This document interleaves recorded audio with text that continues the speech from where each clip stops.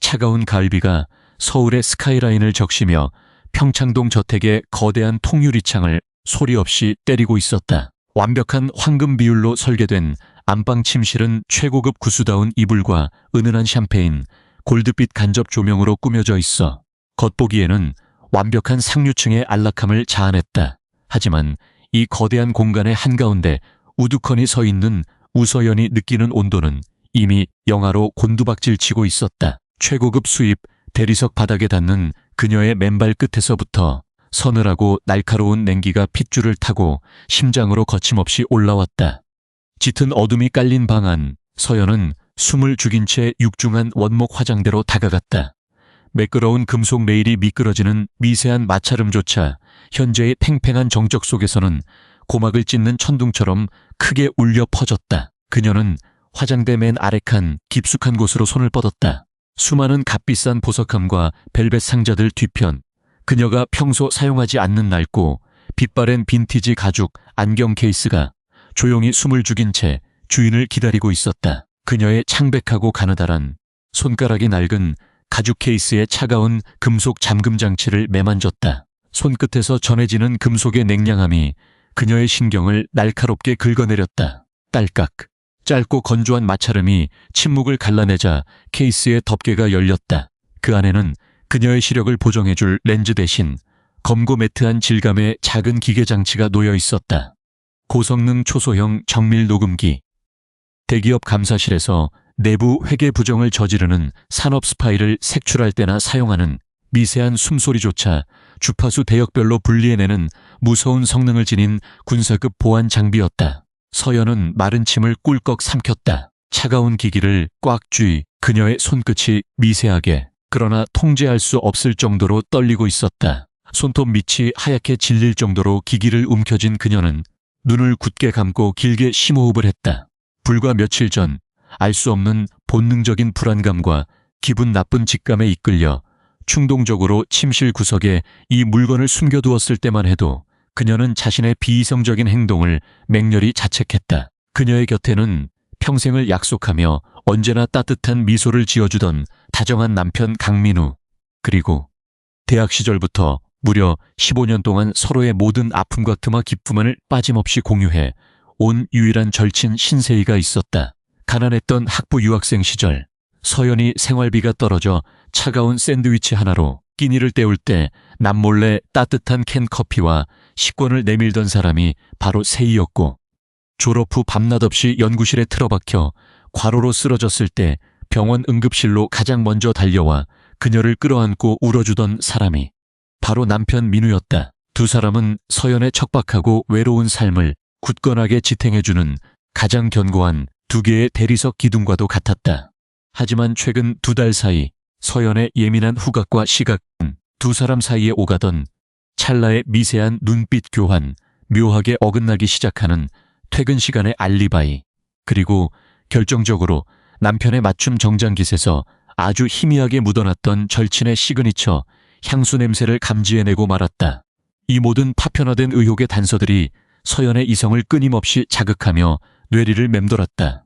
이제 그 견고하다고 믿었던 기둥이 썩어 문드러져 내리는 흉측한 파열음을 직접 귀로 확인해야 할 잔인한 시간이었다. 서연은 무선 이어폰을 귓바퀴 깊숙이 꽂아넣고 떨리는 손가락으로 재생 버튼을 눌렀다. 처음 몇 초간은 최고급 공기청정기가 뿜어내는 미세한 백색 소음만이 무미건조하게 흘러나왔다.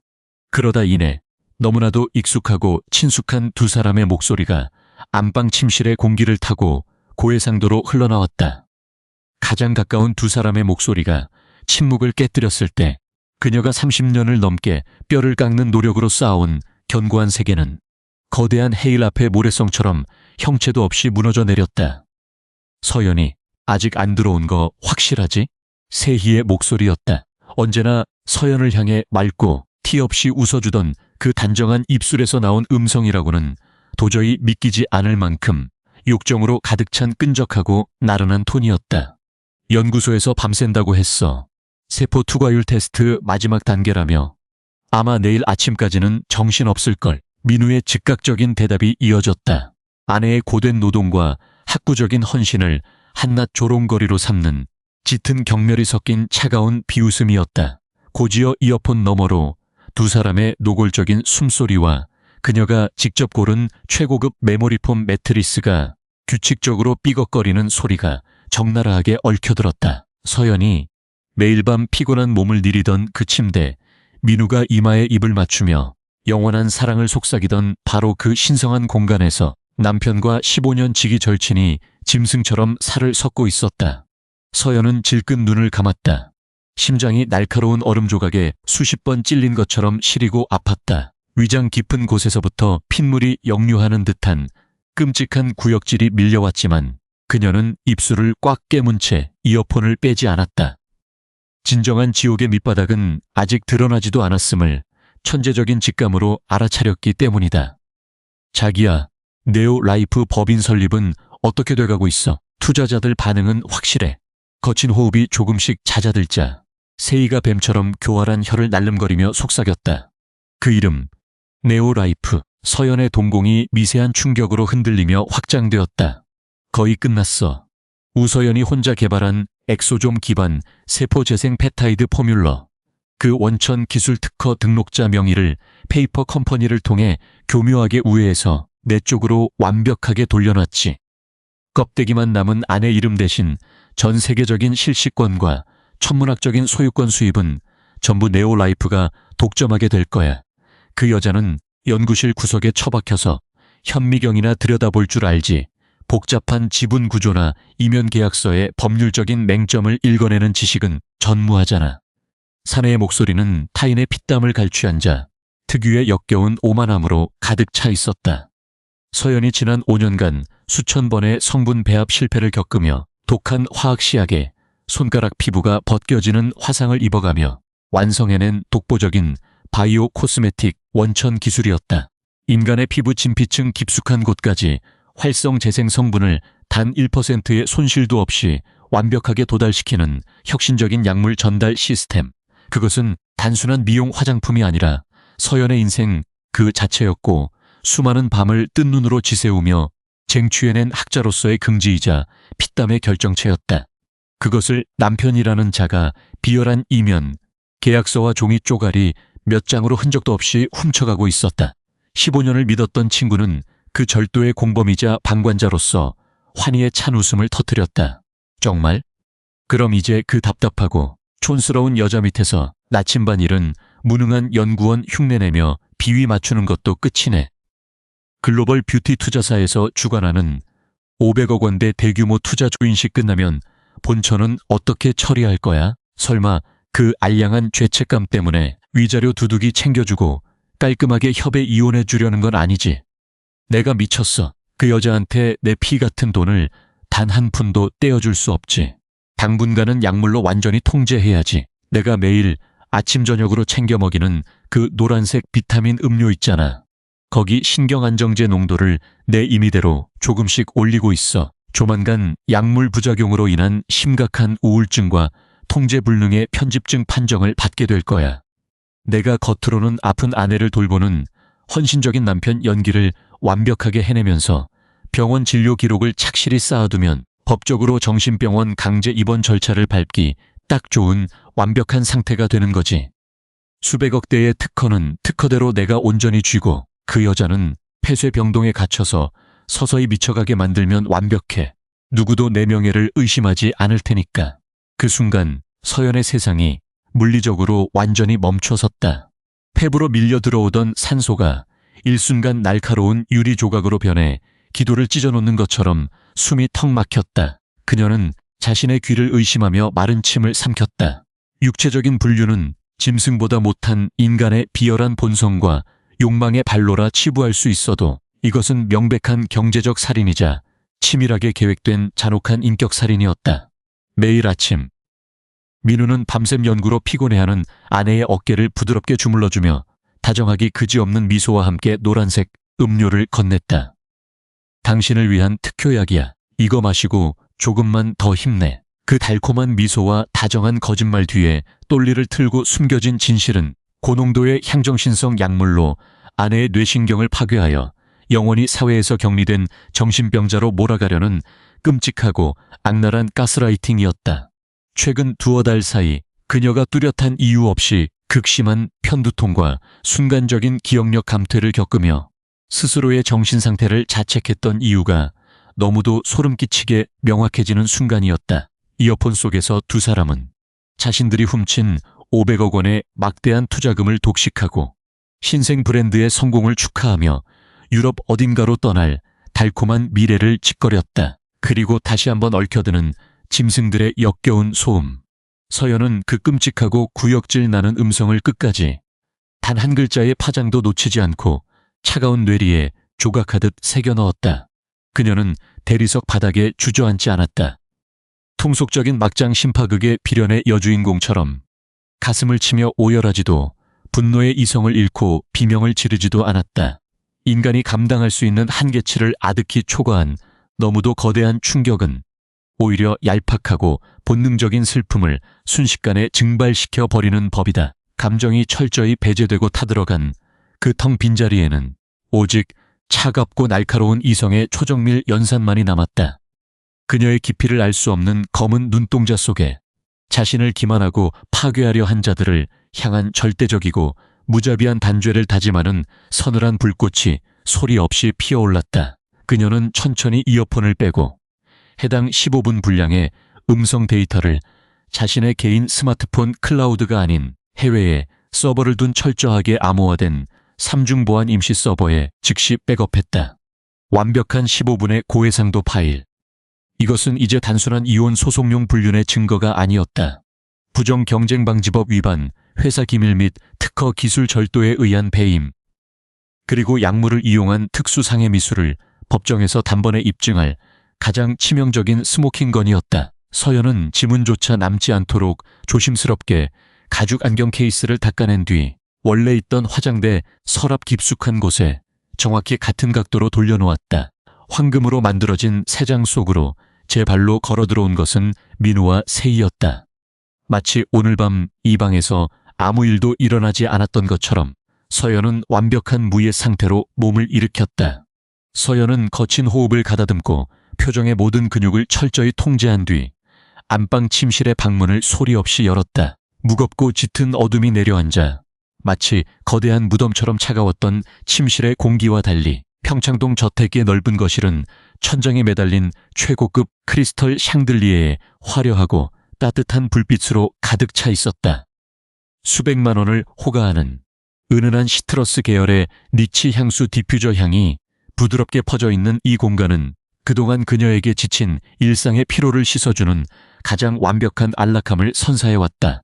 하지만 모든 진실의 장막이 거친 지금 이 찬란한 거실은 가증스러운 거짓과 끔찍한 기만으로 점철된 삼류 연극 무대에 불과했다. 대리석 복도를 따라 천천히 걸음을 옮기는 슬리퍼 소리가 거실의 정막을 깨기 무섭게 주방 아일랜드 식탁 쪽에서 소름 끼치도록 부드럽고 다정한 남자의 목소리가 들려왔다.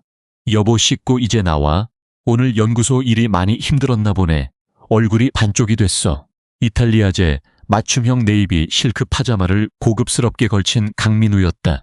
그는 세상에서 가장 자상하고 헌신적인 남편이라는 완벽한 가면을 얼굴에 뒤집어 쓴 채 걱정이 가득 담긴 옅은 미소를 지으며 아내를 향해 다가왔다. 그의 오른손에는 투명하고 묵직한 크리스털 유리잔이 들려 있었다. 노란색 액체가 찰랑거리는 유리잔의 표면에는 차가운 물방울이 맺혀 실내의 조명을 반사하고 있었다.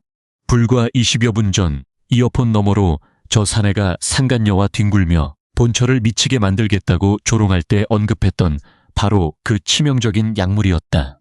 피부가 많이 푸석해졌네. 어제도 밤늦게 들어오더니 침대에서 제대로 푹 못 잔 거 아니야?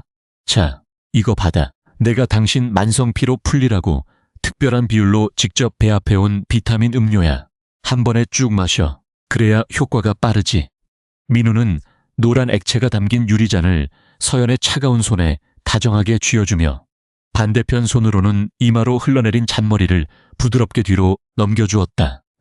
그녀는 위장 깊은 곳에서부터 거칠게 끓어오르는 끔찍한 구역질을 필사적으로 억누르며 마른 침을 삼켰다. 짐승의 손길이 닿은 이마의 피부가 맹독에 닿은 것처럼 타들어가는 듯한 강렬한 혐오감이 일었지만 서연은 안면 근육 세포 하나조차 미세하게 흔들리지 않도록 완벽하게 자신의 표정을 통제해냈다. 그녀는 연구소에 통제된 무균실에 수백만 건의 임상 데이터를 오차없이 분석해내던 천재 연구원이었다. 변수를 철저히 통제하고 인간의 불필요한 감정을 배제하는 것에는 이 세상 누구보다 능숙했다. 고마워.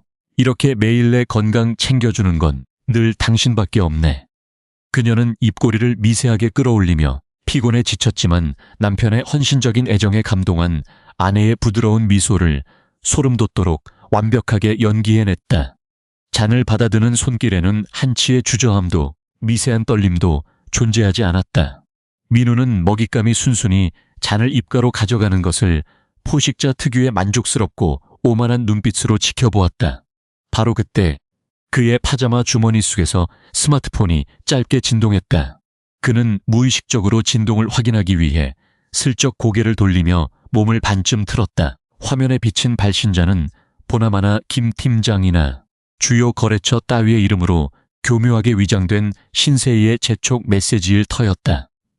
서연은 남편의 시선이 스마트폰 화면으로 완전히 차단된 그 짧은 3초의 찰나를 절대 놓치지 않았다. 투명한 잔을 입술에 바짝 대고 고개를 뒤로 젖히며 벌컥벌컥 액체를 들이켜는 척 연기하는 동시에 거실 벽면을 웅장하게 장식하고 있는 거대한 대형 몬스테라 화분 쪽으로 상체를 빠르고 유연하게 틀었다. 찰랑거리던 고농도의 노란색 액체는 그녀의 식도를 타고 넘어가는 대신 비옥하고 검은 화분의 흙 위로 소리 없이 쏟아져 내렸다.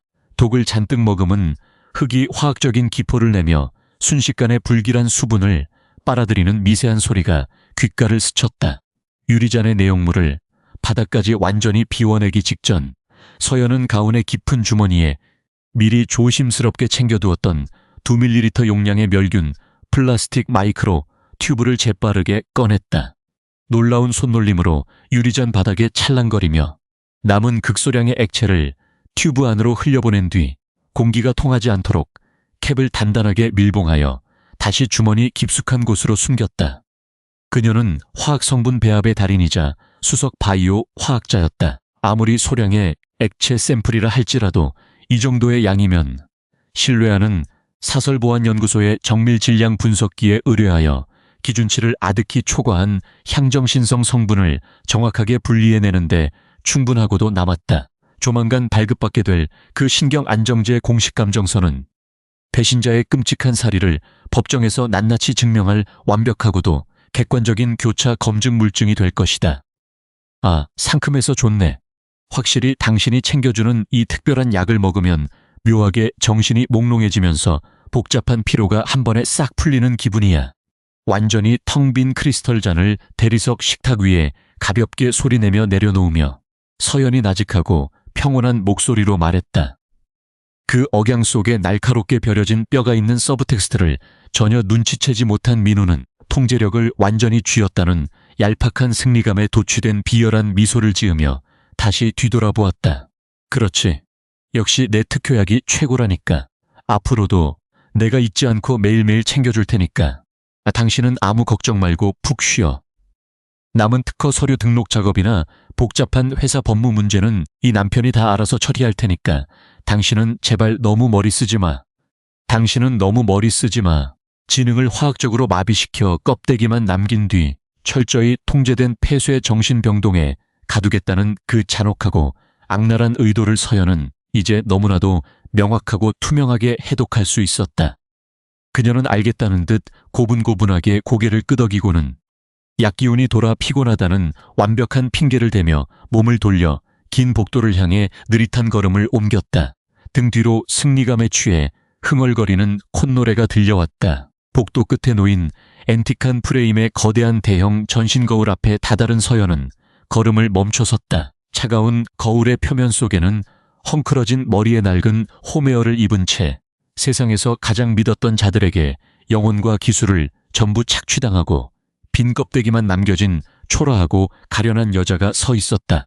충혈된 눈가에는 15년의 우정과 평생의 사랑이 산산조각난 배신의 충격으로 인해 맺힌 마지막 한 방울의 눈물이 위태롭게 매달려 있었다. 서연은 앙상한 손등으로 그 나약한 흔적을 거칠고 단호하게 닦아댔다. 화장기가 지워져 투명하리만치 창백한 그녀의 얼굴 위로 더 이상 상처받고 억압받는 피해자의 유약함은 존재하지 않았다. 오직 철저한 복수와 얼음장 같은 응징을 다짐하는 최상위 포식자의 서늘하고 압도적인 기운만이 맴돌았다. 그들이 도용한 기술로 출범시킨 신생 브랜드, 글로벌 뷰티 투자사인 윤준서 대표가 직접 참관하여 500억 원이라는 막대한 자본의 조인서에 서명하기로 예정된 그 화려한 신제품 쇼케이스 무대. 두 배신자는 훔친 날개로 그곳에서 화려하게 비상할 헛된 꿈을 꾸고 있을 것이다. 자신들이 권력과 자본의 정점에 섰다고 믿는 그 눈부신 찰나의 순간을 가장 처참하고 끔찍한 사회적 공개 처형장으로 만들어버릴 마스터 플랜을 머릿속에 정교한 알고리즘처럼 설계하기 시작했다. 이건 그냥 첫 수일 뿐입니다. 이제 막 바둑판 위에 첫 번째 돌을 놓았을 뿐이다. 진짜 전쟁은 지금부터 시작이었다. 그들이 두려워해야 할 가장 강한 힘은 돈이나 얄팍한 권력이 아니었다. 그것은 완벽한 물증을 바탕으로 진실을 말하는 작지만 날카로운 목소리, 그리고 그 진실의 뇌관을 망설임 없이 눌러버릴 수 있는 이성적인 용기였다. 가장 완벽한 복수는 하류층처럼 육체적인 폭력을 행사하거나 눈물로 자비를 호소하는 것이 아니다. 적들이 스스로 쌓아 올린 허영과 탐욕의 성벽 꼭대기에 기고만장하게 올랐을 때 그 성벽을 굳건히 받치고 있는 거짓의 기반을 완벽한 문서와 포렌식 데이터로 일거에 붕괴시켜버리는 것. 서연의 굳게 다물린 입술 사이로 서늘하고 치명적인 조소가 새어나왔다. 어디 한번 그 더러운 욕망의 끝까지 기어 올라가 봐. 바닥으로 추락하며 느끼는 뼈저린 고통은 내 놈들이 올라간 높이에 정확히 비례하는 법이니까. 거울 속 새롭게 태어난 자신을 향해 그녀는 차갑게 미소 지었다. 방금 전 화분의 흙이 흔적도 없이 삼켜버린 맹독성 약물처럼 심장 한구석에 미련하게 남아 퍼져 있던 마지막 일말의 온정조차 이제는 흔적 없이 사라졌다. 평창동 저택을 거칠게 감싸고 돌던 밤의 비바람이 더욱 매섭게 통유리창을 두드렸지만 꼿꼿하게 허리를 편 서연의 내면은 그 어떤 거대한 태풍의 눈보다도 완벽한 고요와 무자비할 만큼 차가운 평온을 완전히 되찾고 있었다. 괴멸적인 반격의 시간이 소리 없이 그러나 압도적인 무게감으로 다가오고 있었다. 서연의 개인 서재는 저택의 가장 깊숙한 안쪽에 자리 잡고 있었다. 외부의 소음과 빛이 완벽하게 차단된 이 공간은 평소 그녀가 바이오 코스메틱 원료의 분자 구조를 연구하고 임상 시뮬레이션을 돌리던 거룩하고 고독한 성소였다. 하지만 오늘 밤 21도의 서늘한 항온으로 엄격하게 유지되는 이 방은 학문적 탐구의 장이 아닌 피도 눈물도 없는 냉혹한 디지털 부검실로 완전히 변모해 있었다. 거대한 마호가니 원목 책상 위에는 세대의 고해상도 듀얼 모니터가 창백하고 날카로운 푸른빛을 뿜어내며 서연의 무표정한 얼굴을 서늘하게 비추고 있었다. 그녀의 칠흑같이 깊은 눈동자에는 15년의 우정과 평생의 사랑이 산산조각 난 폐허의 잔해 대신 적들의 심장부를 향해 날아갈 정밀 타격 미사일의 궤도만이 오차없이 차갑게 계산되고 있었다. 서연은 책상 아래 숨겨진 금고의 이중 잠금 장치를 해제하고 검고 매트한 질감의 직사각형 기기를 조심스럽게 꺼내어 책상 위에 올려놓았다. 모바일 포렌식 단말기였다. 과거 대기업 감사팀에서 기업 사냥꾼이나 내부 회계 부정을 저지르는 산업 스파이를 색출할 때 사용하던 일반인은 그 존재조차 알기 힘든 군사급 데이터 추출 및 복제 장비였다. 이 기기는 단순한 정보 탈취용 해킹 툴이 아니었다. 대상 기기 서버에서 추출한 모든 데이터를 법정에서 완벽한 증거 능력을 인정받을 수 있는 무결점 해시, 코드로 암호화하여 저장하는 사법기관의 디지털 포렌식 절차와 동일한 알고리즘을 갖춘 무서운 무기였다. 그녀는 단말기의 굵은 데이터 케이블을 자신의 메인 워크스테이션에 연결했다. 묵직한 진동과 함께 기기의 전원이 들어오며 붉은색 상태 표시등이 전멸하기 시작했다. 서연의 가늘고 창백한 손가락이 기계식 키보드 위를 미끄러지듯 움직였다. 타닥, 타닥, 건조하고 규칙적인 타건음만이 팽팽하게 당겨진 서재의 공기를 가르고 있었다. 강민우는 겉보기에는 치밀하고 세련된 상류층 사업가 행세를 했지만 그 화려한 껍데기 이면에 존재하는 IT 보안과 네트워크 인프라 구축에 있어서는 서연의 지적 능력을 전적으로 의존하던 오만하고 게으른 인간이었다. 저택의 내부 인트라넷 보안망과 민우의 업무용 클라우드 계정 초기 암호화 세팅을 서연이 직접 설계하고 담당했다는 사실은 그가 스스로 자신의 목에 사형수의 밧줄을 걸어놓은 것과 다름없는 치명적인 패착이었다. 서연은 당시 시스템 유지 보수와 만약의 비상사태를 대비해 남겨두었던 시스템 접속 로그에 절대 기록이 남지 않는 최고 관리자 권한의 백도어 스크립트를 조용히 실행했다. 방화벽에 경고음 한 번 울리지 않고 단 30초 만에 남편의 업무용 메인 계정과 프라이빗 서버의 가장 깊숙한 심층부가 무방비 상태로 열려버렸다. 거대한 권력과 자본의 위선으로 단단하게 포장된 성벽에 굳게 닫힌 철문이 서연의 손끝에서 너무나도 허망할 정도로 쉽게 열려버린 것이다. 모니터 화면 위로 폭포수처럼 쏟아져 내리는 방대한 폴더와 파일 목록들. 서연은 감정의 미세한 동요조차 없이 차가운 이성을 유지한 채 검색 알고리즘을 가동했다. 화면의 스크롤이 미친 듯이 빠르게 넘어가더니 이내 가장 깊은 보안 디렉터리 속에 숨겨져 있던 암호화된 폴더들이 모습을 드러냈다. 서연은 포렌식 단말기의 자체 복호화 시스템을 이용해 그 파일들의 암호를 단숨에 박살내어 열어젖혔다. 압축이 풀리며 듀얼 모니터 전체에 펼쳐진 수백 장의 문서들은 그야말로 구역질, 나는 탐욕으로 떡칠된 엑셀 시트이자 추악한 배신의 설계도 그 자체였다. 민우와 세인은 서연의 바이오 코스메틱 특허 기술 유출을 완벽하게 은폐하고 자금을 세탁하기 위해 국제적인 조세 회피처인 영국령 버진 아일랜드와 케이맨 제도의 페이퍼 컴퍼니를 은밀하게 설립해 두었다. 모니터 화면에는 그들이 500억 원 규모의 투자금을 가로채고 지분을 은닉하기 위해 거미줄처럼 복잡하게 엮어놓은 해외 차명 계좌 18개의 전체 송금 내역이 실시간 거래 명세서와 함께 적나라하게 나열되어 있었다. 초기 자본금의 불법적인 해외 반출 흐름, 존재하지도 않는 기술 컨설팅 이전료 명목으로 허위 청구된 수십억 원의 영수증, 그리고 15년 지기 절친이었던 세이의 영문 이름으로 개설된 스위스 프라이빗 뱅크의 비밀 계좌 번호와 잔고 증명서까지 모든 것이 반박할 수 없는 숫자로 증명되는 완벽한 배임 및 특가법상 횡령의 스모킹건이었다.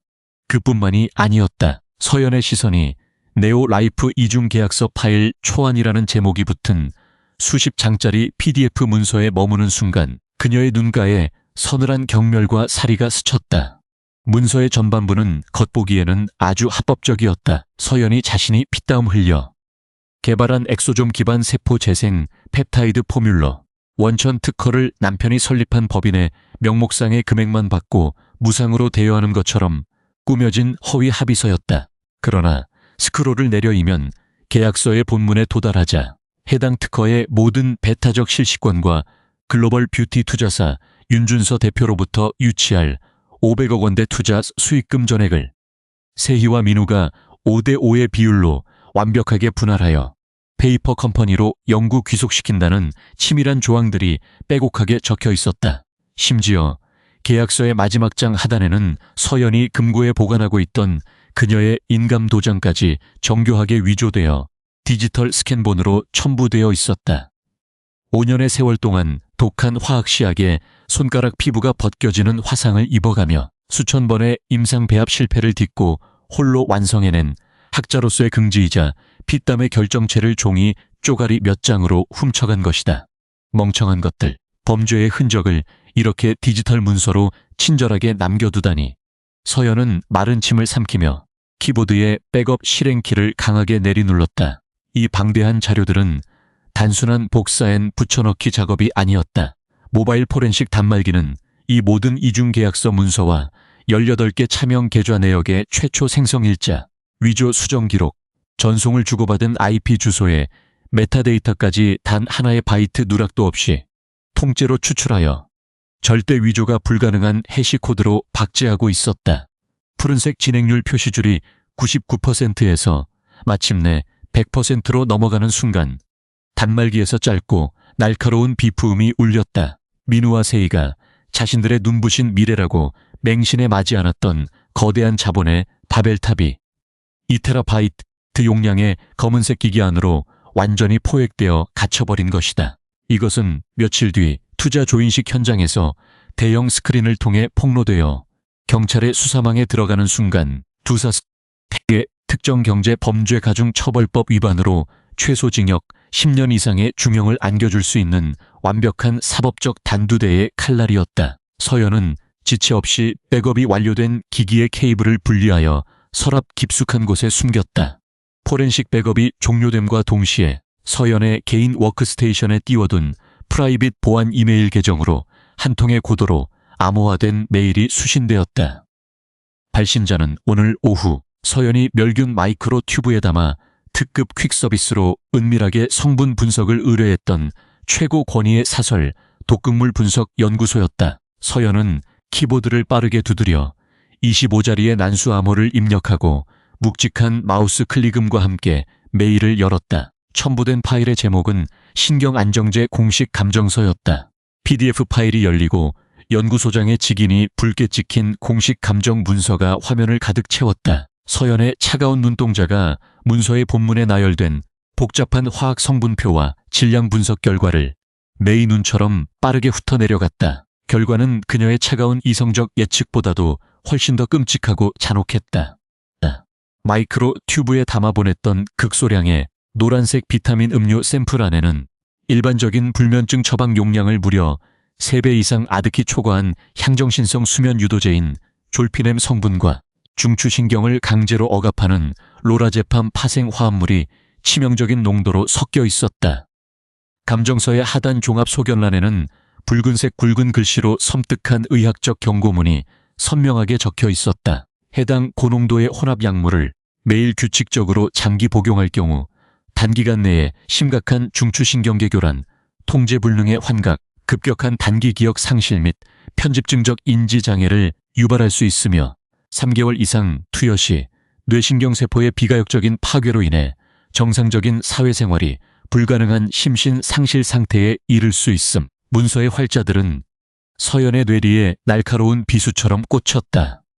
민우는 단순히 아내의 피로를 유발하여 서류를 위조할 시간을 벌려던 것이 아니었다.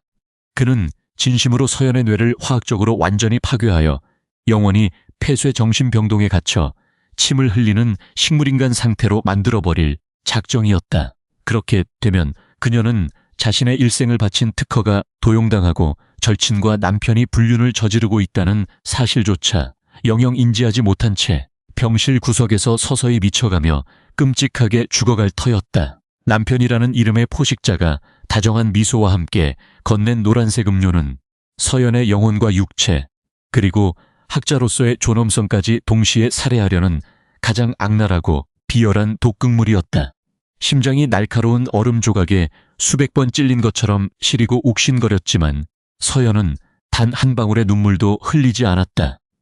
오히려 핏기가 가신 그녀의 굳은 입술 위로 악마조차 공포에 질려 달아날 만큼 차갑고 섬뜩한 미소가 천천히 번져갔다. 그녀는 이 완벽한 공식 감정서, 원본 파일을 포렌식 단말기의 가장 깊은 암호화 파티션에 이중으로 덧씌워 저장했다. 이제 이 단말기 안에는 남편과 절친의 배임, 횡령, 특허법 위반에 이어 약물 투여를 통한 특수 상해 미수라는 도저히 빠져나갈 수 없는 치명적인 사법적 올가미까지 완벽하게 장전되었다. 서연은 화면의 모든 흔적을 완벽하게 지우고 모니터 전원을 껐다. 방 안을 밝히던 푸른빛이 사라지고 짙은 어둠이 내려앉은 서재 안에서 오직 그녀의 서늘한 눈동자만이 야행성 맹수처럼 형형하게 빛나고 있었다. 바로 그때였다. 서재 밖의 대리석 복도에서 묵직한 고급 가죽 슬리퍼를 질질 끄는 소리가 들려오기 시작했다. 강민우의 발소리였다. 서연은 번개 같은 손놀림으로 단말기가 들어있는 서랍의 물리적 잠금 장치를 걸어 잠그고 모니터 전원을 다시 켜서 평범한 세포, 배양 시뮬레이션, 논문창을 띄웠다.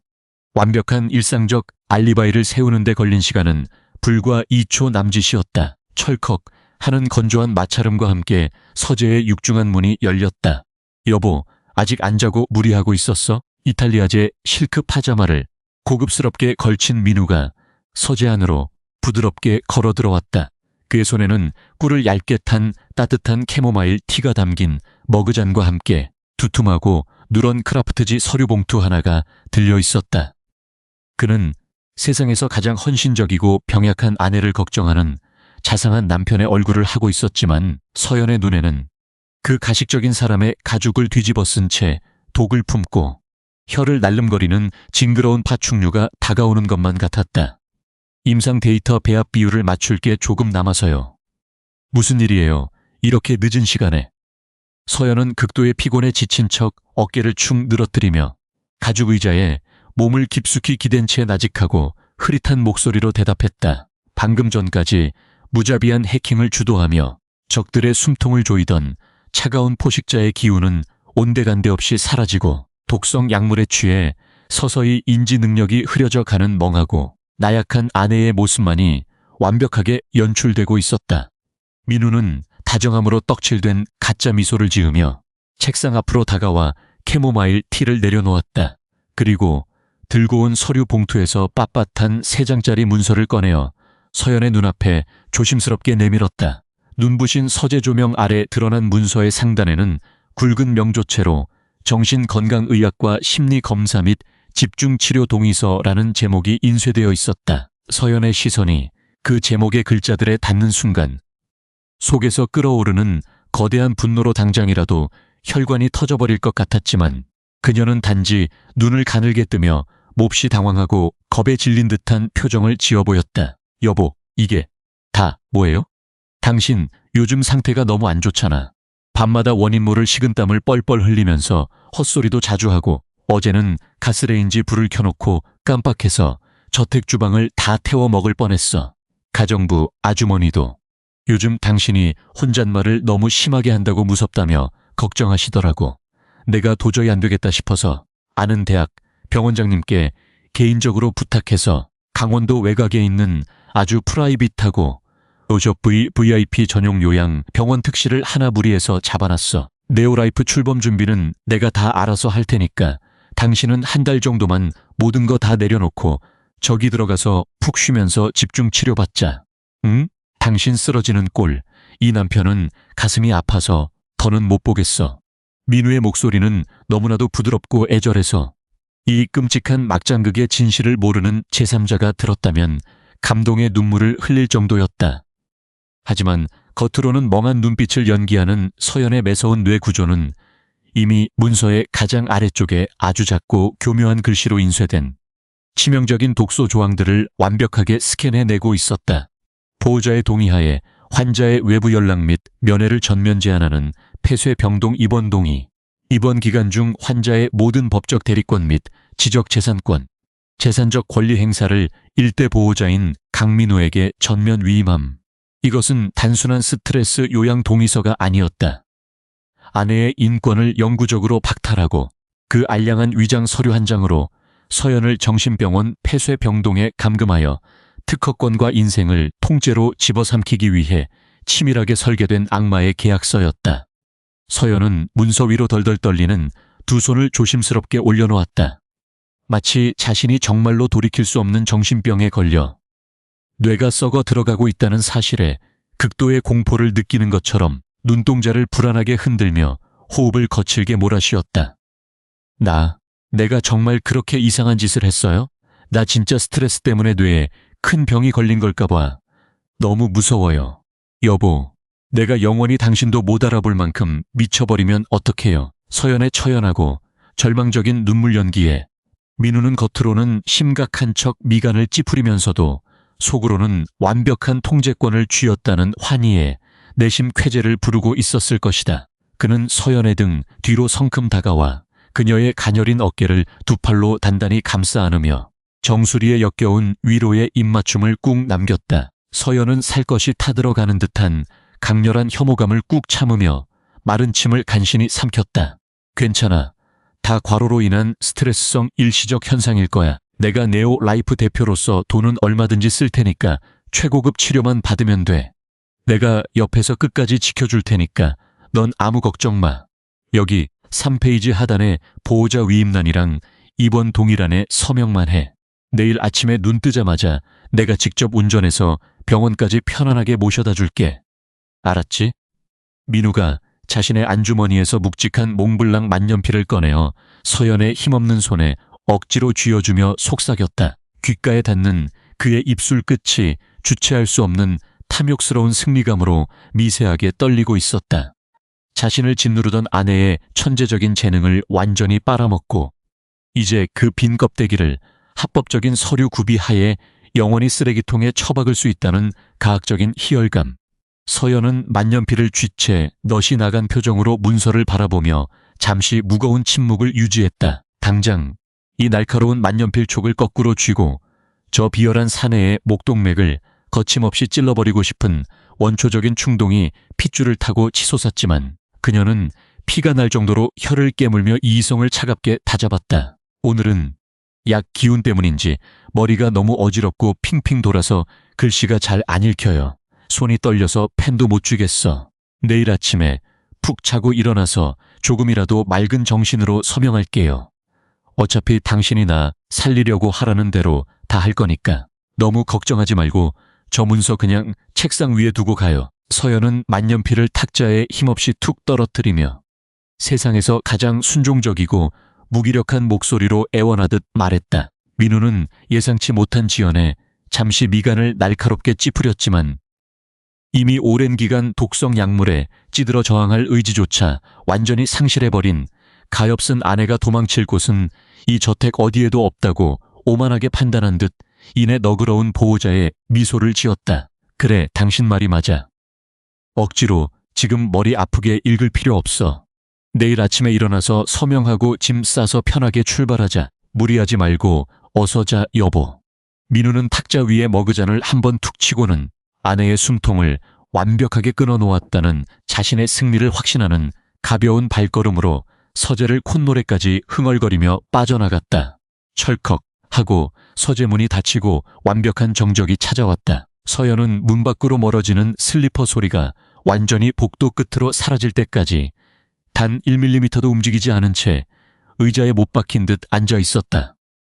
1분, 3분, 5분. 마침내 저택 전체가 거대한 심연처럼 완벽한 정막에 휩싸이자 서연의 어깨에 들어가 있던 나약하고 처연한 힘이 일순간에 썰물처럼 빠져나가며 본래의 차갑고 오만한 최상위 포식자의 자태로 순식간에 돌아왔다. 그녀는 책상 위에 덩그러니 놓인 정신병원 위장 서류를 두 손가락으로 마치 오물이라도 만지듯 가볍게 집어들었다. 쓰레기통에 처박혀야 마땅할 이 세 장의 종이 쪼가리는 이제 민우의 살인적 의도를 법정에서 시각적으로 입증할 또 하나의 완벽하고 끔찍한 물증으로 둔갑했다. 서연은 의자에서 일어나 서랍의 잠금 장치를 다시 열고 그 안에서 붉은빛이 명멸하는 포렌식 단말기를 꺼냈다. 한 손에는 그녀를 정신병자로 몰아넣으려던 가증스러운 위장 서류를, 다른 한 손에는 남편과 절친의 불륜 자백 오디오, 이중 계약서 원본, 18개의 차명 계좌 송금 내역, 그리고 사설연구소의 공식 독극 성분 감정서가 모두 저장된 절대적인 판도라의 상자를 거머쥐었다. 위선으로 가득 찬 자본의 성벽은 영리한 지성과 정직한 증명 앞에 반드시 처참하게 무너지는 법이다. 적들은 얄팍한 허영과 탐욕에 취해 자신들이 모든 것을 가졌다고 샴페인을 터뜨리고 있겠지만 서연은 이미 그들이 밟고 서 있는 화려한 단상 아래에 수천 톤 폭발력의 시한폭탄을 빈틈없이 설치하고 기폭장치의 스위치까지 손에 단단히 쥘 상태였다. 겉으로는 철저히 순종적이고 나약하게 미쳐가는 아내의 껍데기를 뒤집어 쓴 채 그녀는 반격의 패를 완벽하게 완성해냈다. 글로벌 뷰티 투자사 윤준서 대표가 500억 원의 수표를 들고 참석하는 신제품 투자 조인식 포럼 현장, 수백 명의 언론사 기자들과 업계 주주들이 두 눈을 번뜩이며 지켜보는 그 화려한 무대야말로 적들이 평생을 바쳐 쌓아 올린 거짓의 모래성을 가장 비참하고 끔찍하게 박살내버릴 완벽한 사회적 사형장임이 틀림없었다. 서재의 창밖으로 먼동이 트며 서울의 메마른 스카이라인이 차가운 푸르스름한 새벽빛을 머금기 시작했다. 며칠 후 열릴 거대한 파멸의 쇼케이스 무대를 머릿속으로 시뮬레이션하며 서연의 입가에 맺힌 짙은 미소는 그 어떤 겨울 새벽의 공기보다도 더 서늘하고 날카롭게 벼려져 있었다. 가슴을 짓누르던 억울한 고립감은 치밀한 준비 과정을 거쳐 마침내 도덕적이고 완벽한 인과응보를 향해 질주하고 있었다. 거짓과 기만으로 짜인 허술한 이진법의 세상이 허물어지는 소리가 귓가에 들리는 듯했다. 진정한 전쟁은 막 바둑판 위에 핏빛 돌을 놓은 지금부터가 시작이었다.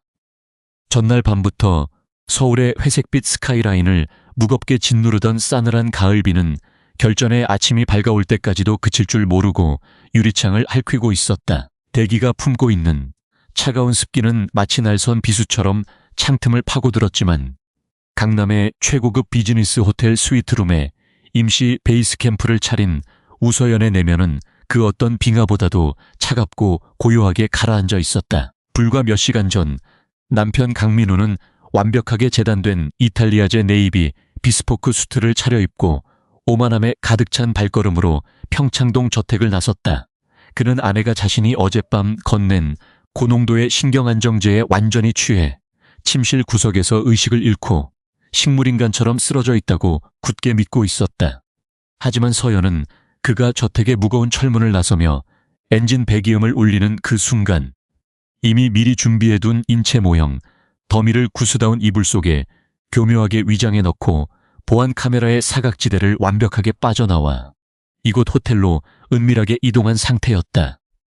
오늘 민우와 신세희가 서연의 피따움 어린 바이오 코스메틱 원천 특허를 무단으로 도용해 설립한 신생 브랜드 네오라이프가 마침내 500억 원 규모의 글로벌 투자 유치 쇼케이스를 뻔뻔하게 개최하는 바로 그 역사적인 날이었다. 호텔 객실에 무거운 암막 커튼이 굳게 닫힌 가운데 널찍한 대리석 테이블 위에는 오직 서연의 고성능 노트북 모니터가 뿜어내는 창백하고 날카로운 푸른빛만이 그녀의 무표정한 얼굴을 서늘하게 조명하고 있었다. 화면에는 지난 며칠 산 그녀가 지옥 같은 인내심과 뼈를 깎는 고통을 감내하며 수집하고 분류해낸 압도적인 분량의 디지털 물증들이 단 하나의 거대한 고발 문서로 완벽하게 압축되어 있었다. 문서의 굵은 명조체 제목은 네오 라이프 원천 특허 도용 및 대표진의 불법 약물 투여배임 횡령 고발장이었다. 이 서류는 상처받은 여자의 얄팍한 감정에 호소하는 너절한 투서나 심파적인 호소문이 절대 아니었다. 영국령 버진아일랜드와 케이맨 제도에 거미줄처럼 얽혀있는 18개의 페이퍼 컴퍼니 차명 계좌 송금 내역을 명백하게 증명하는 무결점 해시 코드, 서연의 인감 도장을 무단으로 디지털 스캔하여 위조해낸 이중계약서의 포렌식 메타데이터 복원 기록, 그리고 무엇보다 사설 연구소장의 직인이 붉고 선명하게 찍힌 치명적인 신경안정제 공식감정서 원본 스캔본까지. 모든 서류는 단순한 정황 증거를 넘어 사법기관에서 즉각적인 구속영장을 청구할 수 있을 만큼 단 하나의 오차도 없이 법적 증거 요건을 완벽하게 충족하는 가장 정밀하고 잔혹하게 세공된 사법적 폭탄 그 자체였다. 서연의 가늘고 창백한 손가락이 기계식 키보드 위를 기계적으로, 그러나 한치의 망설임도 없이 미끄러졌다. 타닥, 타닥. 건조한 타건음만이 팽팽하게 당겨진 객실의 공기를 날카롭게 가르고 있었다. 그녀는 대한민국 뷰티 업계의 핵심 동향을 파헤치고 벤처기업의 기술 탈취를 고발하는 주요 언론사 전문 기자들과 기업의 분식회계 및 이면 지분 구조 비리를 집요하게 추적하는 일간지, 금융부 소속 베테랑 기자 200여 명의 이메일 주소를 수신란에 빼곡하게 채워 넣었다. 서연이 선정한 이들은 단순한 가십거리를 소비하거나 권력자의 돈 봉투에 펜을 파는 부패한 자들이 아니었다. 자본의 위선과 권력의 부조리에 짐승처럼 민감하게 반응하며 명백한 문서적 물증과 숫자 데이터가 주어졌을 때 이를 가장 날카롭고 파괴적인 사회적 흉기로 탈바꿈시킬 수 있는 날 선 펜촉을 지닌 진짜 하이에나들이었다. 서연은 강민우 측의 IT 보안팀이 발신자 IP를 역추적하여 기사 트래픽을 강제로 차단하는 것을 원천적으로 봉쇄하기 위해 동유럽 루마니아에 위치한 다중 프록시 서버를 3중으로 쪼개어 경유하는 고도의 암호화 라우팅 백도어 기술을 이메일 발송 시스템에 적용했다. 이로써 네오라이프 측이 쇼케이스 도중 사태를 파악하고 대형 로펌을 동원해 법적 가처분 신청이나 서버 차단을 시도하려 해도 기술적으로 완전히 속수무책이 될 수밖에 없는 무결점의 정보 그물망을 짠 것이다. 가장 강한 힘은 돈이나 얄팍한 권력이 아니야. 그것은 완벽한 물증을 바탕으로 진실을 말하는 작은 목소리, 그리고 그 진실을 세상이 알아들을 수 있도록 철저하게 증명해내는 이성적인 용기지. 서연은 나직하고 건조한 음성으로 중얼거리며 이메일 본문 최하단에 붉은색 하이퍼링크 하나를 신중하게 첨부했다. 그것은 잠시 후 강남의 대형 컨벤션 홀에서 열릴 네오 라이프의 500억 투자 조인식 무대 전체를 실시간으로 중계할 고해상도 라이브 스트리밍 접속 보안 링크였다. 이 링크는 네오 라이프 측이 공식적으로 준비한 지루하고 가식적인 홍보용 중계 화면이 아니었다.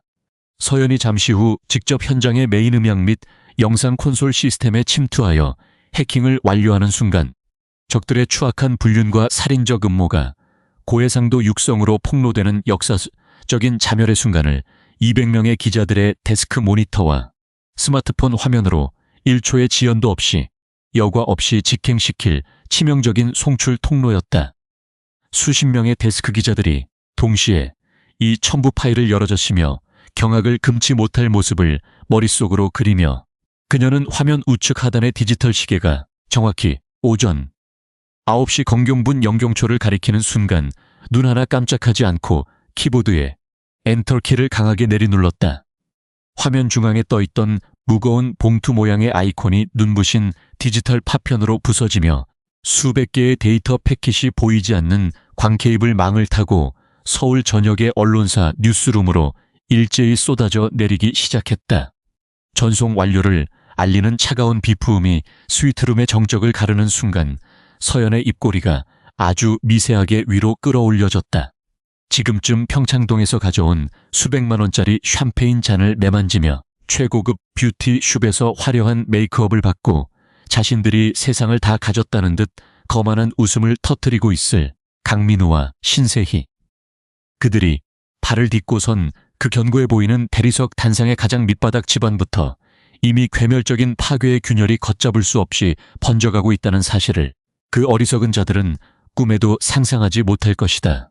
서연은 조용히 노트북 전원을 끄고 가죽 서류 가방에 모바일 포렌식 단말기와 데이터 연결 케이블을 단단히 챙겨 넣은 뒤 자리에서 일어났다. 전신 거울 앞에 선 서연의 모습은 어젯밤 평창동 저택에서 낡고 초라한 병자의 홈웨어를 입고 덜덜 떨던 유약한 아내의 흔적이라고는 단 1mm도 찾아볼 수 없었다. 그녀의 창백하고 핏기 없는 피부 위로 한치의 오차도 없이 완벽하게 재단된 칠흑 같은 블랙 캐시미어 수트가 갑옷처럼 차갑게 몸을 감싸고 있었다. 발끝에는 날카롭고 뾰족한 무광 블랙 스틸레토 힐이 서늘한 광택을 뿜어냈고 단정하게 틀어올린 흑단 같은 머리칼 아래로 드러난 그녀의 깊은 눈동자는 감정이 완전히 거세된 포식자의 그것처럼 소름 끼치도록 고요했다. 이것은 가련하게 희생당한 피해자의 눈물겨운 발악이 아니었다.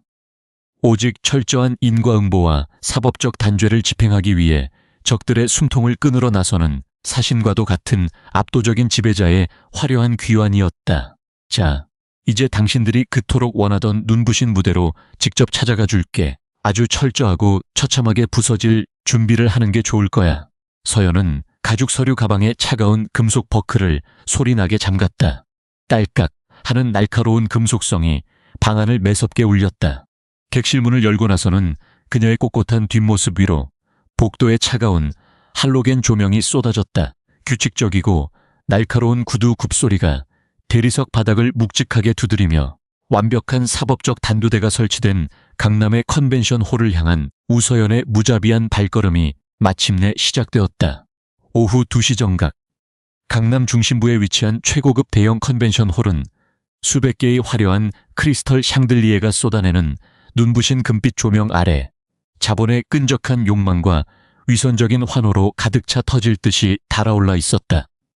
행사장 입구부터 거대하게 들어선 수십 개의 축하 화환들은 짙고 인위적인 백합 향기를 뿜어내며 사람들의 후각을 마비시켰고 홀 내부를 가득 메운 500여 명의 뷰티 업계 관계자들과 VIP 투자자들은 한 손에 최고급 빈티지 샴페인을 든 채 신생 브랜드의 화려한 출범을 축하하며 웅성거렸다. 단상 중앙에 설치된 가로 20m, 세로 8m의 압도적인 초대형 고해상도 LED 스크린에는 네오라이프, 바이오 코스메틱의 새로운 혁신적 도약이라는 웅장한 타이틀이 황금빛 입체 그래픽으로 끊임없이 회전하며 사람들의 시선을 압도하고 있었다. 그 화려한 무대의 정중앙에는 타인의 피땀과 영혼을 갈아 마시고 권력의 정점에 섰다고 착각하는 두 마리의 짐승이 오만한 미소를 지으며 서 있었다. 강민호는 수천만 원을 호가하는 톰포드 수트의 단추를 가볍게 채우며 자신감 넘치는 여유로운 제스처로 하객들에게 손을 흔들었다. 그의 곁에 선 신세희는 서연의 특허를 훔쳐 얻어낸 부를 세상에 과시하기라도 하듯 눈이 시리도록 화려한 순백의 실크 드레스를 입고 목에는 수억 원대의 다이아몬드 넥클리스를 번쩍이며 교태로운 웃음을 끊임없이 흘리고 있었다. 그들의 맞은편 VIP 테이블에는 이번 500억 원 규모의 대규모 투자를 결정지을 글로벌 뷰티 투자사의 수장 윤준서 대표가 묵직한 존재감을 내뿜으며 꼿꼿하게 앉아 있었다.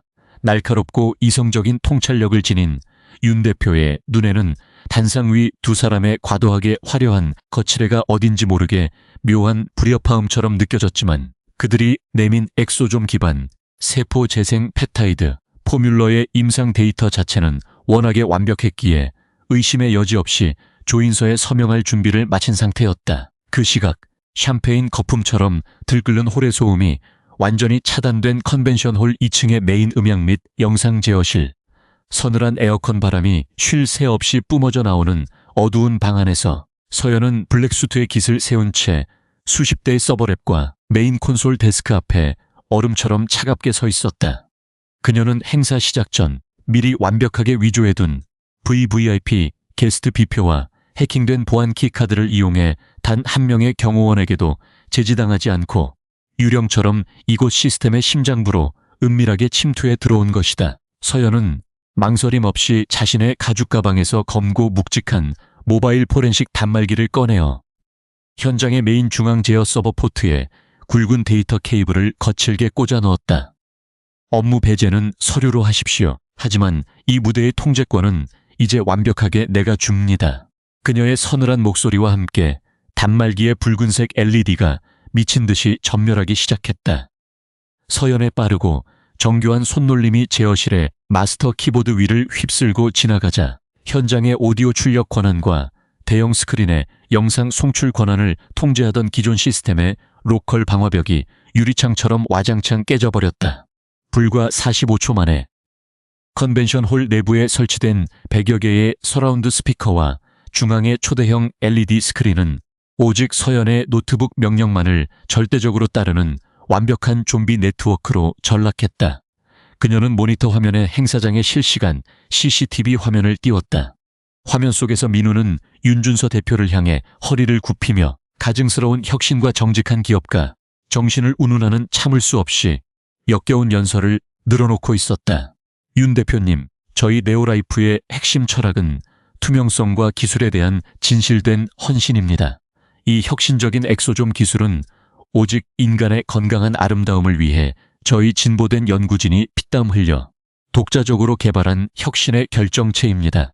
오늘 이 자리에서 대표님과 함께 그 위대한 첫걸음을 떼게 되어 무한한 영광입니다. 민우가 입에 발린 뻔뻔한 연설을 마치고 테이블 위에 놓인 금장 마이크를 내려놓자 홀을 가득 메운 하객들이 일제히 우레와 같은 박수갈채를 쏟아냈다. 세희 역시 감격에 겨운 듯 눈시울을 붉히며 손수건으로 눈가를 훔치는 완벽한 삼류 여배우 연기를 펼치며 남편의 팔짱을 다정하게 꽂다. 윤 대표가 옅은 미소를 지으며 자리에서 일어나 양피지로 된 두꺼운 투자 계약서의 마지막 페이지를 펼치고 몽블랑 만년필의 캡을 열어 서명란에 펜촉을 가져다 댄 바로 그 결정적인 찰나였다. 탁 하는 둔탁한 파열음과 함께 홀 내부를 화려하게 밝히고 있던 수백 개의 샹들리에 조명이 일제히 셧다운되며 행사장 전체가 칠흑 같은 암흑 속으로 곤두박질 쳤다. 뭐야? 갑자기 왜 이래? 조명기사, 당장 전원 복구 안 해? 당황한 하객들의 비명과 민우의 짜증 섞인 호통이 어둠 속에서 터져나왔다. 최고급 빈티지 샴페인을 담은 크리스털 잔들이 바닥으로 떨어져 날카로운 파열음을 내며 깨지는 소리가 홀을 울렸다. 그러나 그들의 혼란이 채 가라앉기도 전에 무대 중앙의 초대형 LED 스크린이 섬뜩할 만큼 차가운 푸른빛을 뿜어내며 다시 켜졌다. 하지만 화면에 띄워진 것은 네오라이프의 황금빛 로고가 아니었다. 흑백의 차가운 텍스트로 또렷하게 적힌 15분 오디오 포렌식 자백 복원 파일이라는 거대한 글자와 함께 화면 전체를 가로지르는 시뻘건 음파 파형 웨이브폼, 그래픽이 쿵쾅거리는 심장 박동처럼 미친 듯이 진동하기 시작했다. 그리고 이내 홀 내부의 100여 개 서라운드 스피커를 통해 서연이 안방 침실 안경 케이스 속 정밀 녹음기로 채취했던 단 하나의 잡음도 없이 고해상도로 정제된 적들의 목소리가 벼락처럼 우렁차게 울려 퍼졌다. 서연이 아직 안 들어온 거 확실하지? 연구소에서 밤샌다고 했어. 세포 투과율 테스트 마지막 단계라며 아마 내일 아침까지는 정신없을걸. 스크린의 붉은 음파가 요동칠 때마다 끈적한 욕정으로 가득 찬 신세희의 신음과 섞인 목소리. 그리고 아내의 피땀을 조롱하는 강민우의 오만한 육성이 행사장의 공기를 찢고 무자비하게 메아리 쳤다.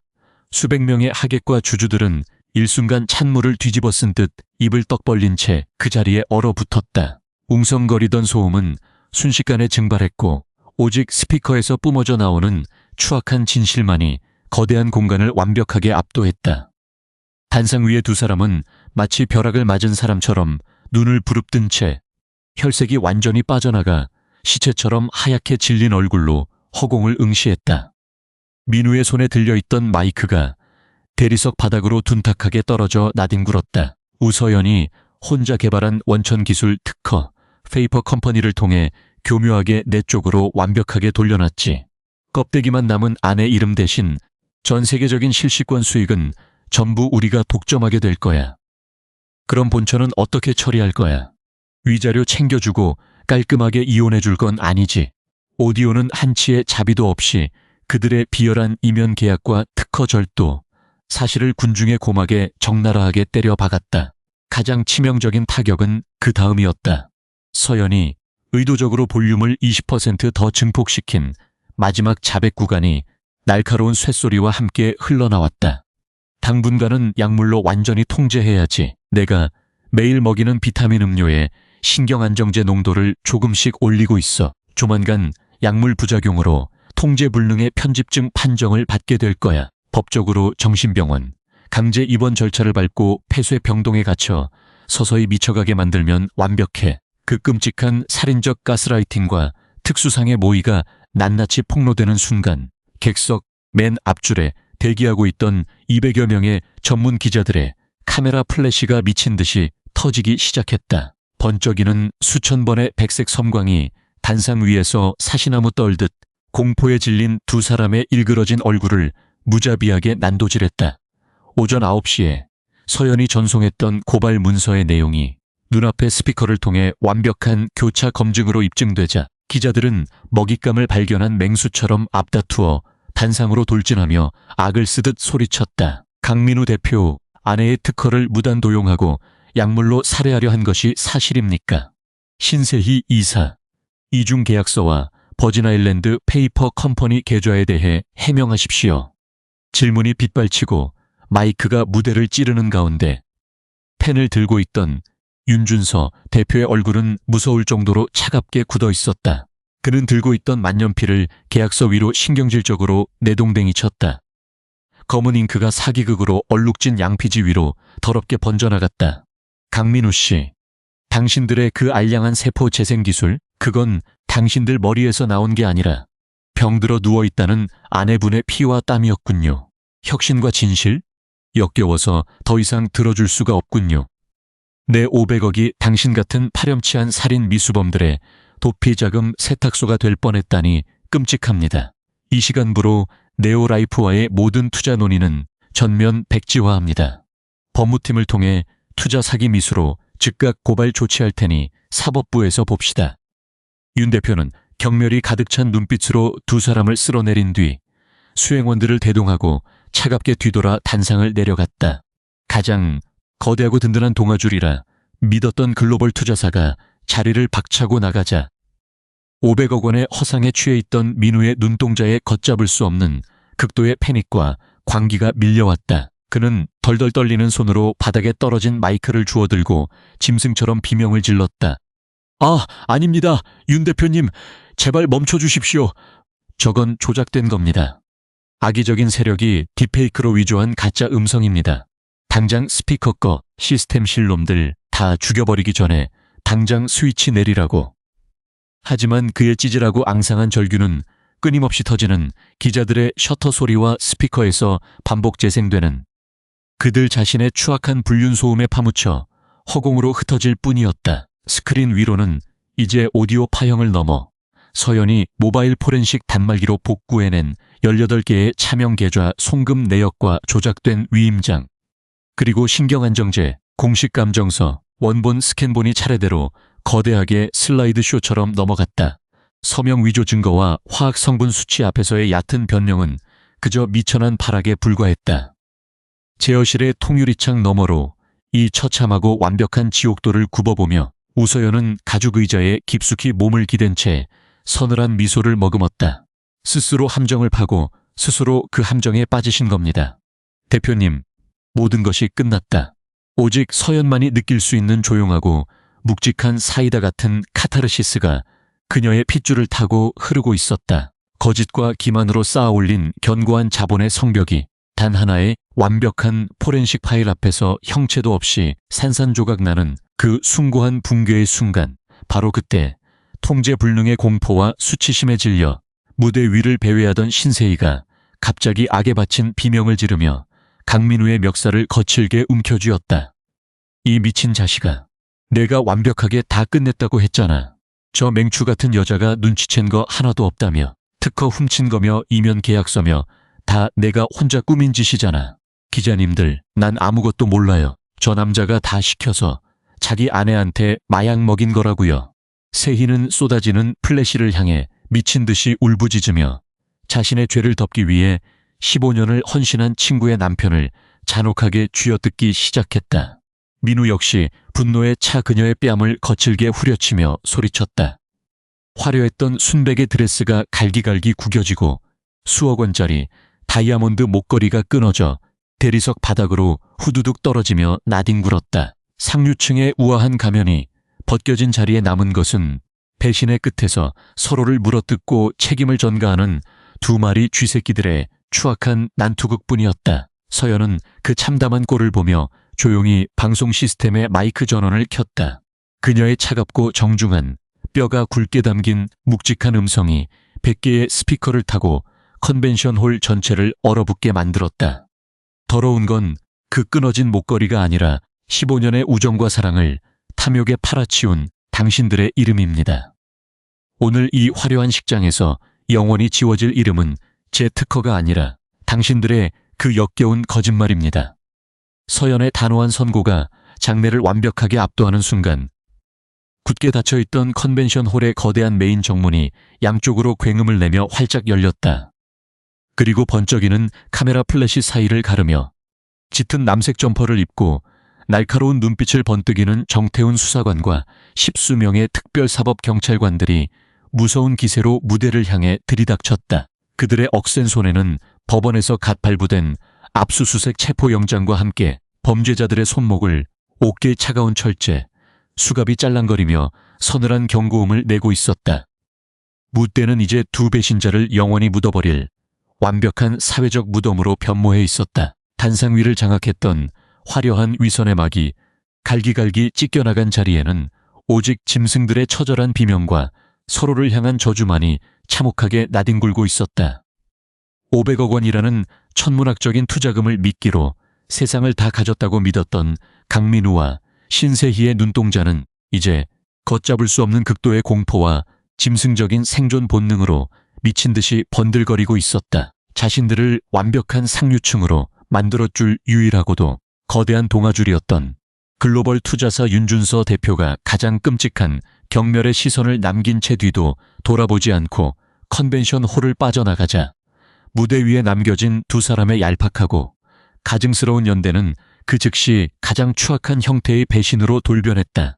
방금 전까지 서로의 허리를 다정하게 감싸 안으며 엑소좀 기술의 혁신적인 미래를 운운하던 남녀는 이제 수백 대의 카메라 플래시가 무자비하게 터지는 단상 한가운데서 서로를 파멸의 구렁텅이로 밀어넣기 위해 혈안이 된 두 마리의 들쥐떼와 다를 바 없었다. 이게 다 너 때문이잖아. 내가 완벽하게 처리했다고 했잖아. 그 멍청하고 답답한 여자가 안방에 녹음기를 숨겨둘 때까지 넌 도대체 뭘 한 거야? 내 이름으로 된 스위스 차명 계좌까지 다 털렸어. 내가 다 책임져, 이 미친 자식아. 공포에 질려 완전히 이성을 상실한 세희가 먼저 날카로운 비명을 지르며 민우의 멱살을 향해 짐승처럼 달려들었다.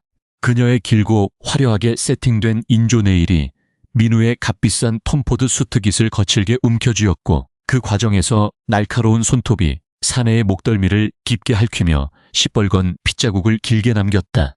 15년 동안 우서연이라는 천재적인 친구의 그늘에 숨어 기생하며 억눌러왔던 열등감, 그리고 그 친구의 남편과 특허를 훔쳐 단숨에 권력의 정점에 서려 했던 끔찍한 허영심이 산산조각 나자 그녀의 내면을 지배하고 있던 밑바닥의 천박함이 여과 없이 폭발한 것이다. 세희는 발악하며 민우의 가슴팍을 주먹으로 미친 듯이 내리쳤다. 그녀가 입고 있던 수천만 원짜리 순백의 수입 실크 드레스는 격렬한 몸싸움 속에서 흉하게 구겨지고 어깨선이 뜯어져 나갔으며 정교하게 틀어 올렸던 머리칼은 마녀처럼 산발이 되어 땀과 눈물로 범벅이 된 얼굴을 기괴하게 덮고 있었다. 닥쳐. 내 덕분에 평생 구경도 못할 상류층 사교계의 발이라도 들인 주제에 어디서 미쳐 날뛰어. 내가 먼저 그 여자를 정신병원에 가두자고 꼬드겼잖아. 내가 매일 밤 내 옆에서 그 여자를 멍청이라고 조롱하면서 약물 농도를 더 올리라고 부추긴 걸 내가 모를 줄 알아. 자신의 거대한 야욕이 눈앞에서 허망하게 잿더미로 변해버린 충격에 휩싸여 있던 민우 역시 목덜미에 느껴지는 통증과 세희의 발악에 이성을 잃고 폭주하기 시작했다.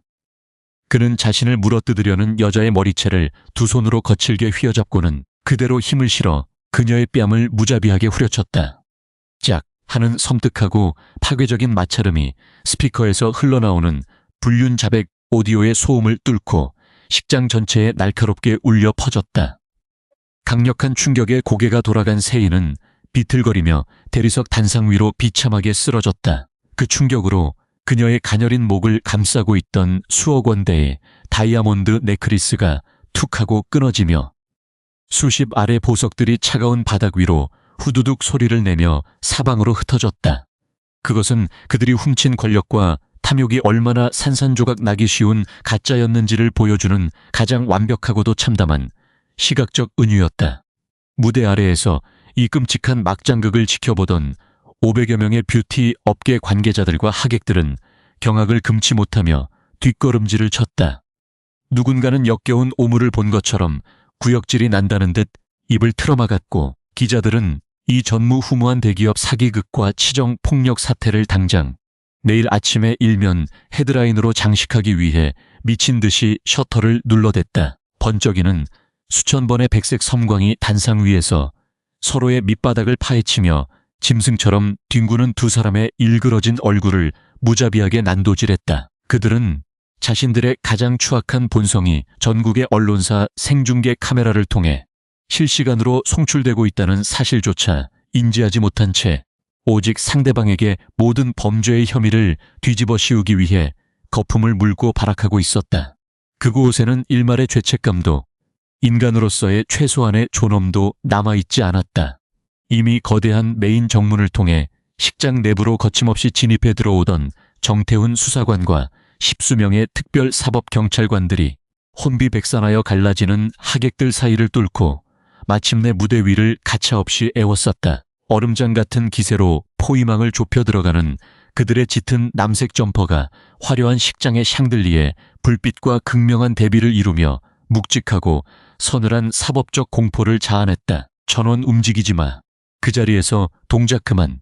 정태훈 수사관의 단호하고 압도적인 고함이 쩌렁쩌렁하게 울려 퍼지자 단상 위에서 서로의 머리채를 잡고 뒹굴며 난투극을 벌이던 민우와 세희는 마치 벼락을 맞은 것처럼 움직임을 멈췄다. 묵직한 전투와 굽소리가 대리석 바닥을 요란하게 두드리며 무대 위로 뛰어오른 수사관들은 순식간에 두 사람의 양팔을 뒤로 꺾어 제압하며 차가운 바닥에 무릎을 꿇렸다.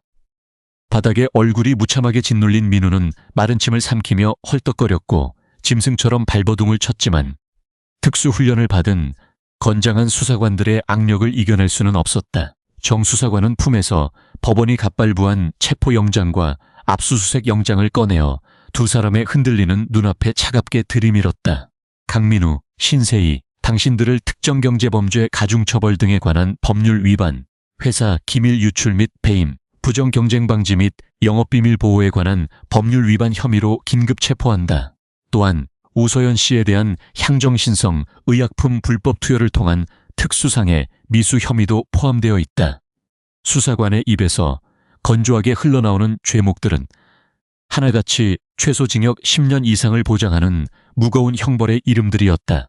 오전 9시에 서연이 발송했던 18개의 차명 계좌 해시 코드 복원 자료와 신경안정제 공식 감정서가 검찰청 특수부에 접수되자마자 도저히 빠져나갈 수 없는 완벽한 물증 앞에 판사가 단 1초의 망설임도 없이 즉각적으로 영장을 발부한 것이다. 형사소송법 제200조의 5에 의거하여 당신들은 변호인을 선임할 권리가 있고 불리한 진술을 거부할 권리가 있으며 체포적 부심사를 청구할 권리가 있다. 미란다 원칙이 냉혹하게 고지되는 동안 수사관들의 허리춤에서 찰칵거리는 서늘한 금속성이 식장의 팽팽한 공기를 가르며 울렸다. 은빛으로 번뜩이는 차가운 철제 수갑이 민우의 고급 톰포드 수트 소매를 구기며 그의 양손목에 단단히 채워졌고 이어서 비명을 지르며 발작적으로 반항하는 세희의 가녀린 손목에도 가차없이 수갑이 채워졌다. 피부를 파고드는 서늘한 쇠붙이의 감촉은 그제야 그들에게 파멸이 완벽하게 도래했음을 깨닫게 해주었다. 아니야, 나는 억울해. 이거 놔. 내가 누군지 알아? 나 네오 라이프 대표 강민우야. 내 변호사 당장 불러. 우서연 이 미친 여자가 조작한 거라고. 서연아 어디 있어? 내가 다 설명할게. 민우는 수갑이 채워진 채 바닥을 기며 짐승처럼 울부짖었지만 그의 찌질하고 혐오스러운 발악을 동정하는 이는 이 거대한 홀 안에 단 한 명도 존재하지 않았다. 오히려 셔터 소리만이 더욱 거세게 터질 뿐이었다. 수사관들에 의해 양팔이 붙들려 강제로 일으켜 세워진 두 사람의 모습은 참담하기 그지없었다. 한때 상류층의 우아함을 과시했던 최고급 수트와 수입 실크 드레스는 서로가 핥힌 핏자국과 바닥에 먼지가 엉겨붙어 누더기가 되어 있었고 그들의 얼굴은 극도의 공포와 뼈저린 수치심으로 기괴하게 일그러져 사람의 형상이라고 보기 힘들 정도였다. 번쩍이는 수백 대의 카메라 플래시가 그들의 굴욕적인 연행 과정을 낱낱이 기록하는 가운데 정태훈 수사관은 단상 중앙에 뒹굴고 있던 모조품, 다이아몬드 조각들을 구둣발로 무심하게 짓밟으며 그들을 컨벤션 홀 밖으로 끌고 나갔다. 수백억 대의 투자 유치 쇼케이스 무대는 그렇게 두 배신자를 영원히 사회에서 매장해버리는 가장 완벽하고 화려한 공개 처형장으로 그 역할을 다했다. 거짓과 기만으로 쌓아 올린 견고한 자본의 성벽이 오직 단 하나의 완벽한 포렌식 파일과 지독할 정도로 냉철한 이성 앞에 형체도 없이 붕괴된 것이다. 소음이 완벽하게 차단된 2층 제어실의 통유리창 너머로 이 모든 지옥도를 말없이 굽어보던 우서연은 기계식 키보드에 연결되어 있던 모바일 포렌식 단말기의 케이블을 조용히 뽑아 가방에 챙겨 넣었다. 단말기 화면에는 모든 백업이 완료되었다는 녹색 메시지가 차갑게 깜빡이고 있었다. 그녀의 깊이를 알 수 없는 검은 눈동자 속에는 어떠한 얄팍한 분노나 값싼 슬픔도 남아있지 않았다. 오직 쓰레기통에 들어가야 할 오물들을 정확히 그에 걸맞은 하수구로 영원히 밀어넣었다는 지극히 당연하고 차가운 평온만이 고요하게 자리 잡고 있을 뿐이었다. 계절이 바뀌고 서울을 짓누르던 차가운 가을비 대신 매서운 한겨울의 눈보라가 한 차례 거대 도시를 휩쓸고 지나간 3개월 후에 어느 맑은 밤 강남 테헤란로의 가장 높은 곳에 위치한 최고급 펜트하우스 라운지, 벽면 전체를 감싸고 있는 거대한 통유리창 너머로 수백만 개의 불빛이 보석처럼 반짝이는 서울의 눈부신 도심 스카이라인이 한 폭의 거대한 그림처럼 펼쳐져 있었다. 발 아래로 굽이치는 칠흑 같은 한강 위로는 수많은 차량의 불빛이 붉고 노란 혈류처럼 끊임없이 흘러가며 거대 도시의 역동적인 생명력을 뿜어내고 있었다. 24도로 완벽하게 맞춰진 라운지의 실내 온도는 과거 평창동 저택 안방에서 시어머니의 폭언과 남편의 기만을 견뎌야 했을 때 느꼈던 그 지독하고 소름 끼치던 뼛속의 냉기와는 차원이 다른 진정한 안전과 훈훈한 안락함을 머금고 있었다. 우서연은 최고급 이탈리아산 가죽 소파에 꼿꼿이 기대어 앉아 한 손에는 따뜻한 온기가 피어오르는 다즐링 홍차잔을 든 채 고즈넉한 시선으로 창밖의 화려한 야경을 내려다보고 있었다. 3개월 전 그 화려했던 파멸의 쇼케이스 이후 모든 사법적 절차와 기업 청산 작업은 그녀가 최초에 설계한 포렌식 데이터 알고리즘처럼 단 한치의 오차도 없이 완벽하고 자비 없이 진행되었다. 강민우와 신세희는 검찰의 강도 높은 조사를 받으며 구치소 면회실에서도 서로의 죄를 덮어씌우기 위해 끔찍한 진흙탕 싸움을 벌였지만 서현이 특수부에 직접 넘긴 18개의 페이퍼 컴퍼니 차명 계좌 거래 내역과 이중 계약서의 디지털 메타데이터 앞에서는 그 어떤 전관 출신의 대형 로펌 변호사도 방어벽을 칠 수 없었다. 특히 사설연구소의 공식 감정서와 압수수색을 통해 민우의 비밀 금고에서 무더기로 발견된 멸균, 플라스틱 마이크로 튜브와 다량의 졸피넴 및 로라제팜 성분은 특수상의 미수 혐의를 완벽하게 입증하는 치명적인 스모킹건이 되었다. 결국 두 배신자는 특정경제범죄 가중처벌법 위반 및 각종 혐의가 모두 병합되어 1심 재판부로부터 각각 징역 12년과 8년이라는 무거운 중형을 선고받고 빚 한 점 들지 않는 차가운 구치소 독방에 수감되었다. 항소조차 포기할 수밖에 없는 명백한 형량이었다. 그들이 서현의 엑소좀 기술을 훔쳐 껍데기만 세웠던 네오라이프는 법원의 직권 취소 명령에 따라 주식시장에서 흔적도 없이 상장 폐지되어 공중분해되었고 해외로 교묘하게 빼돌려졌던 모든 자산과 지분은 인터폴과 국제금융당국의 공조를 통해 전액 동결 및 환수 조치되었다. 기나길고 고통스러웠을 법적인 싸움이었지만 서현은 단 한순간도 감정에 휘둘리거나 예정에 흔들리지 않았다. 그녀는 최고의 변호인단과 함께 오직 숫자로 증명된 데이터와 물리적인 문서로만 차갑게 대응하며 이혼 소송과 천문학적인 재산 분할, 그리고 지적재산권 환수까지 모든 법적 절차를 티끌 하나 없이 깔끔하게 마무리 지었다. 그녀의 피땀 어린 엑소좀 기반 세포재생 펩타이드 포뮬러 원천 특허는 마침내 서류상의 모든 위장막과 오명을 벗겨내고 오롯이 우서연이라는 자랑스럽고 당당한 이름 3글자 아래로 완벽하게 정상 복원되었다. 서연은 테이블 위에 놓인 낡고 빛바랜 빈티지 가죽 안경 케이스를 향해 조용히 손을 뻗었다. 뚜껑을 열자 그 안에는 3개월 전 자신을 지옥의 밑바닥으로 끌어내렸던, 동시에 가장 강력한 반격의 무기가 되어주었던 흑색의 고성능 초소형 정밀 녹음기가 얌전하게 놓여 있었다. 그녀의 가늘고 창백한 손가락이 녹음기의 차가운 금속 표면을 아주 천천히 그리고 부드럽게 매만졌다. 과거 이 기기를 처음 침실에서 손에 쥐었을 때 믿었던 사람들의 추악한 실체를 확인하며 손톱 밑이 하얗게 질리도록 덜덜 떨렸던 그 극도의 공포와 끔찍한 구역질은 이제 흔적조차 남아있지 않았다. 오히려 이 작고 단단한 기계는 그녀가 홀로 겪어낸 거대한 시련과 스스로의 힘으로 부조리한 폭력을 완벽하게 박살내버린 강인한 주체성을 상징하는 훈장이자 거룩한 전리품처럼 느껴졌다. 그녀는 녹음기를 다시 가죽 안경 케이스 안에 조심스럽게 집어넣고 딸깍 쇳소리가 선명하게 나도록 단단히 잠금 장치를 채웠다. 이것을 버리지 않고 평생의 곁에 두는 것은 결코 과거의 상처에 얽매이거나 남편을 그리워하기 위함이 아니었다. 인간의 선의를 기만하고 타인의 노동과 지성을 착취하려는 거대한 자본의 얄팍한 위선 앞에서는 언제나 차가운 이성과 명백한 데이터만이 자신을 지켜주는 가장 완벽한 방패이자 날카로운 창이라는 절대적인 진리를 잊지 않기 위한 묵직한 다짐이었다. 서연은 자리에서 천천히 일어나 펜트하우스의 거대한 통유리창 바로 앞까지 다가갔다.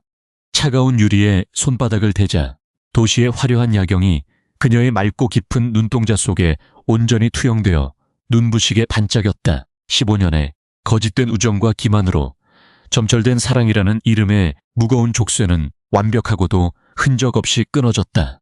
자신을 오가매던 모든 가부장적 억압과 비열한 가스라이팅의 굴레를 스스로의 지능과 결단력으로 박살낸 그녀의 앞에는 이제 오직 온전하게 자신의 능력만으로 개척해 나갈 눈부시고 무한한 새벽만이 펼쳐져 있었다. 가장 강한 힘은 돈이나 얄팍한 권력이 아니야. 그것은 진실을 말하는 작은 목소리. 그리고 그 진실을 끝까지 증명해낼 수 있는 흔들림 없는 용기지. 창유리에 투명하게 반사된 자신의 꼿꼿한 모습을 향해 서연은 아주 오래간만에였고 따뜻한 미소를 지어 보였다. 한때 그녀의 심장을 날카롭게 찌르던 서늘한 얼음 조각들은 이제 완전히 녹아내려 상처받은 영혼을 스스로 애도하고 씻어내는 맑은 눈물방울이 되어 속눈썹 끝에 아주 잠시 맺혔다가 허공으로 증발했다. 거짓으로 세워진 거대한 모래성이 완벽하게 붕괴된 폐허 위로 어느새 가장 순수하고 단단한 진실의 아침살이 조용히 밝아오고 있었다. 기나긴 폭풍은 완전히 지나갔고 우서연의 인생에는 이제 차갑고 무자비한 겨울밤 대신 고요하고 찬란한 평온만이 영원히 함께할 것이다.